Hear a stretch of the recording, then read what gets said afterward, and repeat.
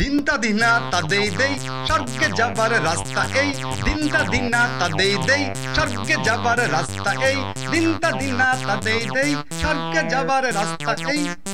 এমন সময় এখানে এলেন এক বিদেশি বণিক।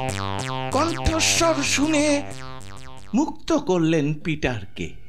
পিটারের মুখে শুনলেন, আমি স্বর্গে যাব বলে এই বাক্সের ভিতর বসে আছি। আজ রাত্রে দেবদূত এসে আমাকে স্বর্গে নিয়ে যাবে।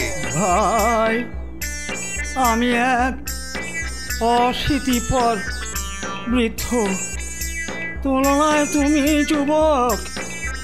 তাই তুমি বরং আমাকে স্বর্গে যেতে দাও, বদলে আমার সমস্ত সম্পত্তি আমি তোমার নামে লিখে দিচ্ছি। পিটার বৃদ্ধের কথায় রাজি হলো, গিয়ে বসলো বাক্সের ভিতর।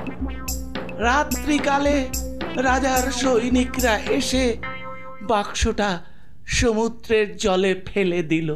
বর্তমানে সেই বণিকের সম্পত্তি পেয়ে সে আর তার বোন রাজার হালে থাকে।